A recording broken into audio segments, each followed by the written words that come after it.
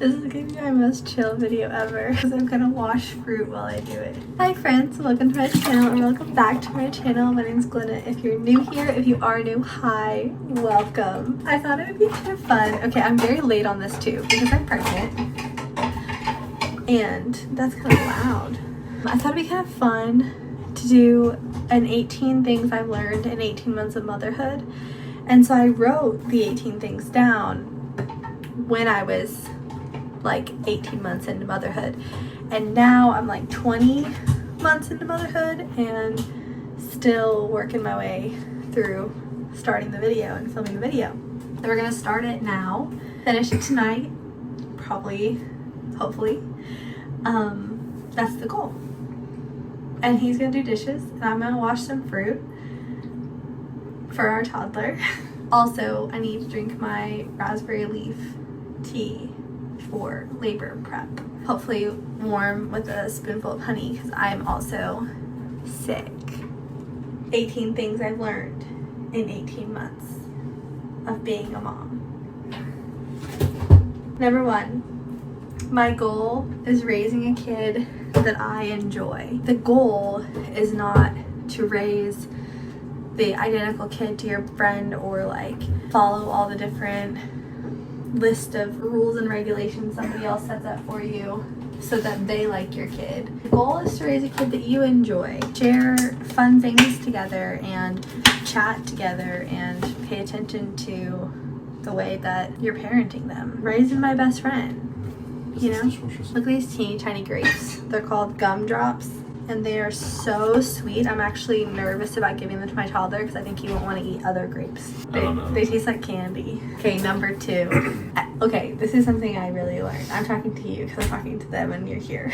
Everything, capital everything, 3 underlines. Everything is more wonderful with a toddler. Dude, unloading the dishwasher in the morning, infinitely more fun with him and his little fingers pulling the silverware out and walking them over and throwing them randomly into the silverware drawer and not into their little like assigned spaces. Like the forks don't go with the forks when he's doing the dishes. The forks just kind of get chucked about. That is like so cute because that's so temporary too. Like there's gonna be a day where he will unload the dishwasher without me and everything will end up where it's supposed to go.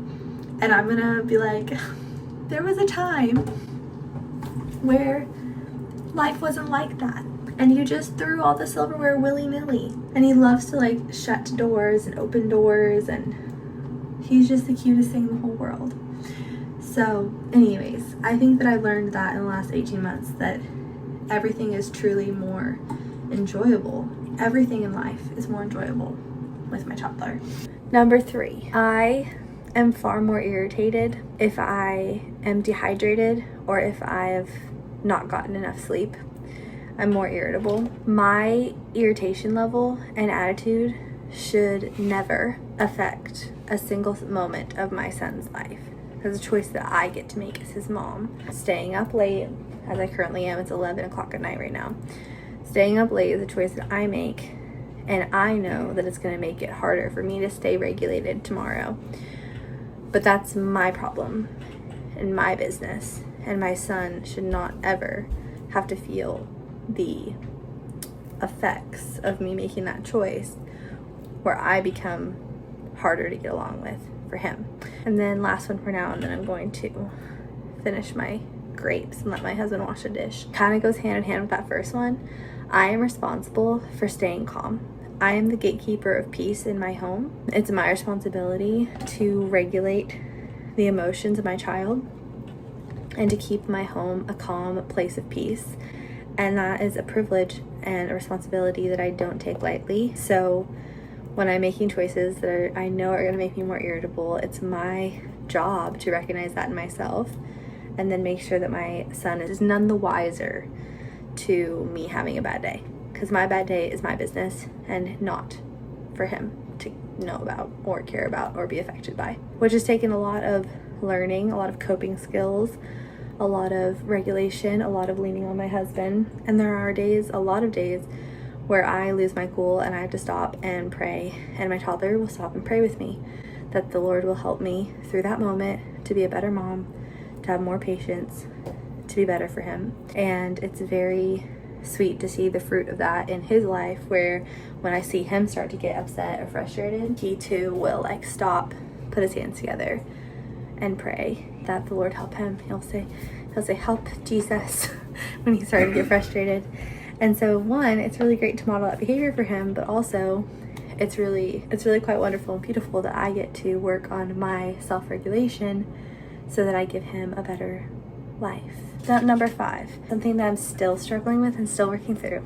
My husband should parent differently than I do because he is a father and I am a mother. I don't know if that makes sense to anyone else, but I might just be like rambling because it's late at night when I'm trying to make this video. He should parent differently than I do, and I think that I still struggle with a lot of control in that area where I'm like, oh, you're not doing it the way that I do it, so that must be wrong. But that's not the case. And my son's relationship with his dad is independent from his relationship with me. Like, that's his dad and I'm his mom. Those are different roles, and he'll go to his dad for different things in his life than he'll come to me for. And I think in the last 18 months I really learned, and I'm still trying to learn and still just trying to be comfortable with like relinquishing some of that false sense of like control and letting them have their relationship and letting that blossom whatever it looks like. And he's an amazing dad, so, and not try to micromanage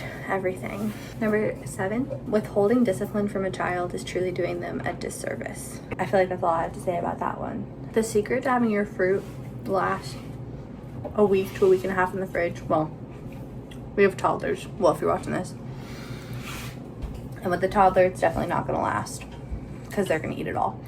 But the key to getting your fruit to not mold in the fridge is washing off all the like gunk from the store and then drying it really well and then putting it in the refrigerator. No condensation or moisture, because that will produce mold. Little tip. Number 7 goes along with the comment I made earlier about the dishwasher. Little hands crave meaningful work. Giving my son like tasks to do that actually make him feel helpful bring him so much joy. Like, he gets so excited to bring mama my water, or like put ice in my water for me, or to do the dishes and help with the dishes, or like when he gets to stir like whatever I'm cooking for dinner and participate. And it's like toddlers and babies and just like people in general, we have this innate longing to be helpful, and to like nurture that in my son has been really special. And something that I've noticed, like as he's gotten older, it's getting more and more fun because he's capable of doing more things, and he gets so excited when he does something, and it's like he gets to help participate, like feeding the turtle, getting water for the bird, helping feed the dog. Like, those are things that are, you know, part of like living in this house and, you know, being part of the family. And he gets to participate in that, and he gets so much joy from feeling so useful and helpful. Got my raspberry tea. Number 8 kind of goes along with like number 3 and 4. I am a hypocrite if I don't model the behavior that I'm requesting of my toddler. I think this is something that we as moms often like forget about, is you're asking your kid to say like please and thank you, but you're not saying it to them, or like you're not saying it to others and like letting them watch you do that. Number 9, I think I kind of mentioned something along these lines a little bit ago. Pray without ceasing, especially on hard days, because the Lord's grace is sufficient for you. And it's possible to have very hard days with the toddler, especially as they're getting like their independence and he's learning self-control and he's learning about his own will and how to fight against that, because our tendency as humans is to fall short of the glory of God. It's to sin in this world and to be disobedient and to be angry. That's the desires of our flesh. And the only way that I learned to cope with any of that, and this is coming from a Christian mom perspective, is to pray without ceasing, and to spend a lot of time in prayer with my toddler, in front of my toddler, around my toddler, in private, in moments that are really hard for me, with my husband. Like, just spend a lot of time in prayer. That's something I've learned is like the key to a good motherhood journey. My hair is giving me a headache, I gotta take that down. So this next one is kind of funny. So like Number 10, is it? My son understands what it means to go boom on the floor, and he'll go boom with his hand. I have learned that telling him what will happen if he doesn't sit down on his bottom, if he's standing somewhere or whatever, telling him what will happen is so much more effective than just telling him to sit down, because he understands. And I think that a lot of times I have a tendency to like underestimate his capabilities and like what he's able to understand and what he's able to grasp, which isn't fair to him because he's learning and growing every single day. So like, why not give him opportunities to learn and to grow and to like showcase that? So maybe that's like such common knowledge parenting and I just missed the curve on that, but I did learn it in the last 18 months, don't worry. Number 11 that I wrote down here is kids don't need anything aside from your attention. He is far more entertained by just talking to me and chatting with me and snuggling with me than he is by any toy or show or literally anything. He loves, my son's a yapper.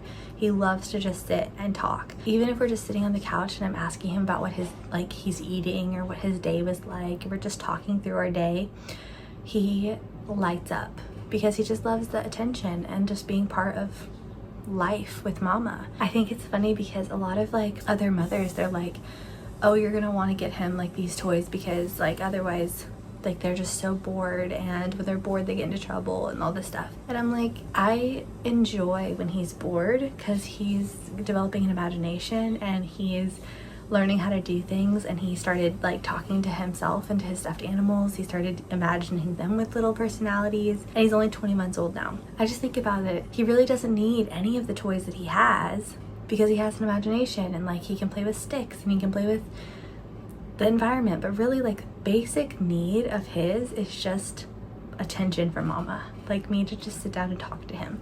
So we sit down and yap a lot. We spend a lot of our day chatting together. I think it'll be really fun to come back to this video when I'm like maybe 18 months postpartum with this next baby and compare and contrast and like see kind of how I've changed and grown as a mom, and also like what if I've learned that some of these things that I'm saying aren't the best. I don't know, because I'm only been a mom for 18 months or 20 months now.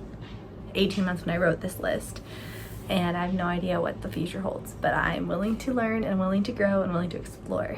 This looks like it could be like a Huggies ad or something because it keeps traveling to the back of my video, but that's just because I had to heat up my tea on the stove. That's why it moved. I thought I'd come out here for a different view. Number 12 is nothing is above loving him on my to-do list. When it comes to my to-do list, everything else can wait. He's only this little for so long, and I don't want to regret a single moment where I decided to make him wait so that I could do housework. Like especially when it comes to affection. Like I obviously make him wait. Like we are learning patience, and if I'm in the middle of doing something and he's asking me to do a toy or something like that, then I'll be like, okay, give mom a second, wait a minute. I'm such a task-oriented person. I like my to-do list. I like to get things done. I like for my day to be structured a certain way, and I don't like to backtrack or to be staying up till 11 o'clock doing something that has been on my to-do list for a week. I don't enjoy procrastination or anything like that. So it's something that actually came with a lot of struggle and a lot of prayer and a lot of like reconstructing my heart to put off my to-do list to prioritize giving him attention. I never want to say no in those moments because he's only so little for so long. Like he's only going to ask me to build deck houses with him for so long. So I want to savor every single one of those moments. Number 13, I am stronger than I realize, and I can hold him for longer than I think my body can. Like there's something that takes over in my body when I feel like my arms are going to break when he is like tired or affectionate or just wants to be held for any reason that I don't know what it is, but something takes over my body and I'm able to hold him for way longer than I think I can. And I just feel like superwoman. Like I just feel so strong. Like when he wants to be carried in the grocery store and I'm carrying him and 2 bags of like heavy groceries with gallons of milk in them, I feel like Superwoman, and I'm stronger than I think I am. Number 14, I was literally just talking to somebody about today. The human condition is a desire to be understood. Most of our frustrations in this life come from being misunderstood over and over again. Like if you think about like the worst falling out you've ever had with a friend, it probably came from a misunderstanding. Having grace for my toddler's frustration due to his lack of words is imperative in teaching him how to regulate his emotions when he's inevitably misunderstood in this life. I need to stay calm when he's getting frustrated because I don't understand what he's saying and I'm making him repeat himself, and help him to work through that frustration now, because I know that down the line in his life there are going to be many times where he is deeply misunderstood, where people just don't understand him, because that's just what happens in life. You say something that you think is funny and it's not received well by the other person. He's gonna have to regulate himself, explain himself, learn how to express himself differently to be understood, and I get to help him do that. And I think that starts in toddlerhood when there's a severe lack of language and a lot of thoughts and feelings that need to be expressed, is helping him work through and learn new words and ways to express himself so that he's able to do that in adulthood. Number 15 is kind of funny. My baby eats really well. Like my toddler, he's still a baby. He is still a baby. He eats really well. He eats mostly fruits and vegetables. He used to try everything we put on his plate. He's getting more picky now for sure, but he eats a lot of fruits and vegetables. And we often get asked like how he's such a good eater or how we keep him from eating like fruit snacks and stuff like that. That's what I have to say about that. My number 15. Kids might not always eat what you put in front of them, but they will only eat what they've been exposed to. So if you don't want them to have cake, don't offer them cake. Or if you don't want them to have juice, don't offer them juice. I don't have this on the list or anything about Screech on my list, but somebody asked me the other day how I got him like weaned off of Miss Rachel, I think it was, and I was like, well, he's never seen Miss Rachel, so like he wouldn't, like I don't know, because we never introduced that to him. I think it's funny because like fruit snacks, juice boxes, if there's a food that you're like, oh, this is all they'll eat, whatever, it's like don't expose them to that. Like if you don't want a kid that only wants chicken nuggets when they're out at a restaurant, don't offer them chicken nuggets every time they're at a restaurant. Number 16 is that trials are temporary, so stay consistent and stay calm. Teething, we're getting 3 2-year-old molars at this very moment. I'm finding a lot of joy in the extra snuggle time I'm getting before he goes to bed, even though I know that it's his power struggle of wanting to stay up later than he's supposed to. I'm like, it's temporary. I know that his teeth are hurting. I know that they'll stop hurting. I know that eventually it'll be easy to put him down for naps again, you know? It's important that I stay consistent and that I stay calm, because I'm setting the ground rules as the mom for his life. Number 17, be protective of your child in every sense of the word. Protect them physically, spiritually, emotionally, digitally. Put actual work into maintaining their innocence in every situation. I cover his eyes when we're walking into the store as like Halloween decorations are starting to pop up and things are scary. Turn off music if it's saying something I don't want him to hear or be exposed to. I am protective of his innocence in every sense of the word, and I think that's extremely important. And number 18, which is like kind of cheesy, but this is truly the most rewarding work that I could possibly do in this lifetime. I've never been so happy to do something, even when it's hard, than I am to just walk through motherhood. Like it is literally the best thing that's ever happened to me. It is such a blessing and such a gift from the Lord, and I cannot believe that I get to do it again with this baby. Gearing up to going round 2 with motherhood and toddlerhood and babies and everything that comes with that. I just wanted to make this video as a little like pin in the timeline of this is the mom that I am at 20 months postpartum with my firstborn, or I guess they don't really call it postpartum anymore, but you know, 20 months into motherhood with my firstborn. This is where my head's at, this is what I've learned, this is who I am as a mom, and I'm excited to look back on it in a couple of years and see like how have I grown from this version of me, or what did I hold on to and what did I let go of? I don't know, but I'll find out. I'm going to finish my cup of raspberry tea, labor prep. So thank you so much for watching this video. I hope that you enjoyed it. Please leave a comment down below of something that you've learned in motherhood, and I would love to read about that. Hope the audio wasn't too bad because I filmed on my phone. I have to whisper because my son's asleep, My husband is doing dishes. But I really wanted to document this in this season of life that I'm in, and like the seasons are changing so rapidly that if I didn't film the video today, I'm like, I don't know what it's gonna be like next week. So thank you for watching. I'll see you in my next video. Bye.